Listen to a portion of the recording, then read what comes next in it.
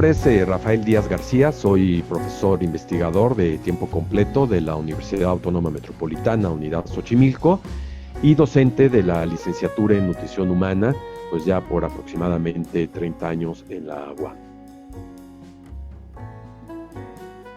Me da mucho gusto estar con ustedes y poderles platicar sobre este tema tan interesante que es el tema del agua. El agua a veces, como nosotros, pues es un líquido que coloquialmente utilizamos, que forma parte de nuestra vida desde que nacemos.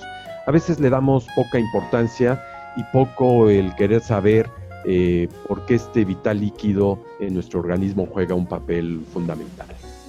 Yo creo que hablar del tema del agua nos da para poderlo llevar desde varios puntos de vista. Uno, inicialmente, como decía, el papel que tiene nuestro organismo desde el punto de vista de la nutrición, desde el punto de vista de la alimentación o de la importancia que tiene en el organismo como tal, y otra también en nuestra vida diaria, que muchas veces uno piensa que el agua solo pudiese servir para bañarnos, para poder lavar un coche, para poder hacer alguna actividad de estas donde se involucre el agua, pero que hay una que tiene un papel fundamental y que es en la higiene de los propios alimentos, que regularmente tenemos que llevar a cabo esta limpieza. Pero empecemos por decir inicialmente qué es el papel que tiene el agua en nuestro organismo. Bueno, pues el agua, como lo hemos escuchado desde niños, es un componente del organismo, del cuerpo humano, en diferentes proporciones dependiendo de la edad o de la etapa de vida que uno presenta. Cuando se es niño, cuando se es prácticamente recién nacido, la composición del agua en el organismo pues es mucho mayor que la que va teniendo una persona adulta. Un niño, podemos decir, un niño, una niña, podemos decir que su composición de este vital líquido es de aproximadamente el 70-75% del cuerpo, y en un adulto, ya prácticamente 60-65%. Un adulto mayor, pues a veces tiene menos proporción de agua en la composición del propio organismo. Pero si lo ponemos en términos muy globales, 60-65% de nuestro cuerpo es agua. ¿Para qué sirve esta agua en el organismo? Bueno, pues tiene múltiples funciones. Una de ellas, pues que sirve de transporte de los líquidos prácticamente hacia las células para que éstas se puedan nutrir. Otra que podríamos nosotros estar mencionando es que es un excelente solvente en el organismo. Este permite que las sales que tiene prácticamente los alimentos puedan tener un lubricamiento, digamos, una lubricación en el propio cuerpo. Y ejemplo de este, pues lo tenemos muy claro, por ejemplo, en las lágrimas, que ustedes saben que es agua prácticamente, con un porcentaje importante de sales, ¿sí? Las cuales de alguna forma pues permiten tener lubricado los ojos. Hay otras cuestiones que tienen que ver con las articulaciones, otras que tienen que ver con la saliva, otras que tienen que ver con el sudor. Otra cuestión que tiene importante en el organismo es que sirve para eliminar en el organismo muchas de las toxinas que se ingieren y que de alguna manera pues son eliminadas a través de desechos, a través de la propia orina. También en el proceso de respiración nosotros sabemos que es muy típico, y eso lo podemos ver sobre todo si ponemos un vidrio, un espejo, por ejemplo, a la altura de la nariz y estamos constantemente respirando y exhalando, vamos a dar cuenta que se genera pues esta agua que queda en el propio espejo, sobre todo cuando es temperatura que hace frío, ¿no? Lo que dice uno, el vaho, muchas veces también. El papel en la digestión es fundamental, pues es un medio de transporte ideal para todos los nutrientes y para poder llevar a cabo la absorción y el metabolismo de estos alimentos, ¿no? Ya lo decíamos casi inicialmente, somos 60-65% agua. Pues ¿por qué? Porque forma gran parte de los tejidos en el cuerpo, y no solo eso, los propios huesos tienen agua, los órganos, los tejidos y todas las células, no solo al interior, si bien al exterior, tiene de alguna manera una importante composición de agua. Es un elemento indispensable en la sangre, esto no hay ninguna duda en ello.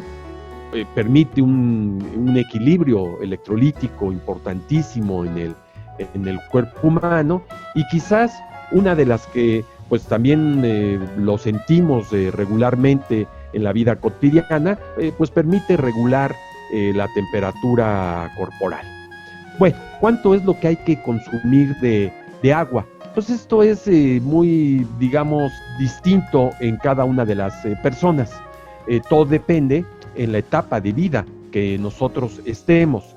Es más importante que tenga un consumo de agua, pues una persona que hace una actividad física importante, por ejemplo, un deportista que suda, que tiene un gasto energético importante, lo cual conlleva a que exista esta necesidad de un consumo de agua, a diferencia de lo que puede tener de consumo de agua, pues una persona en un estado de vida normal, tirándole a sedentario, sin querer decir que se caiga demasiado.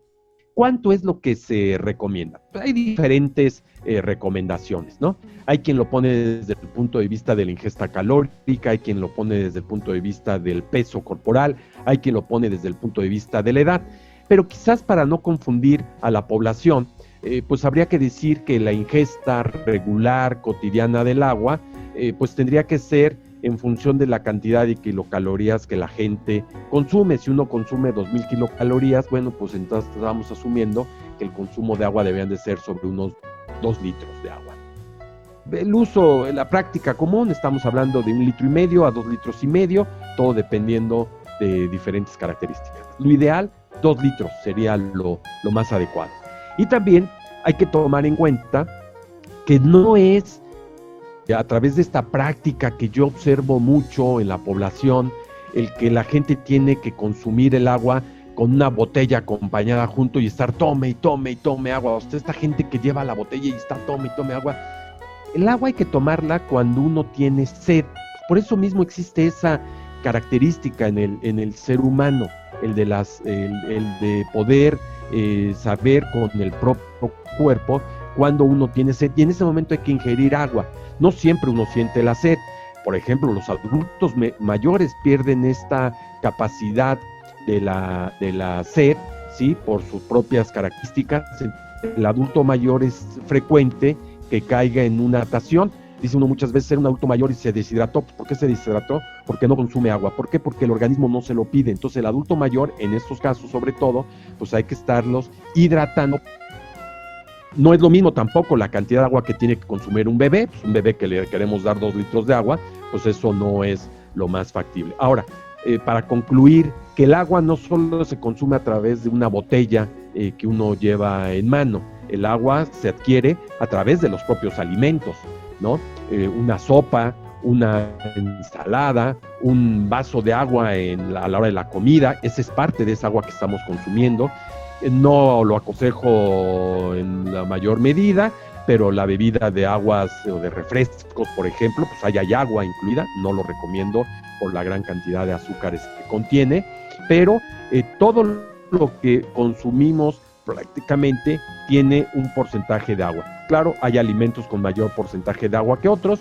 Por ejemplo, de los más típicos con mayor cantidad de agua, pues hay dos, una verdura y una fruta, la lechuga y la sandía.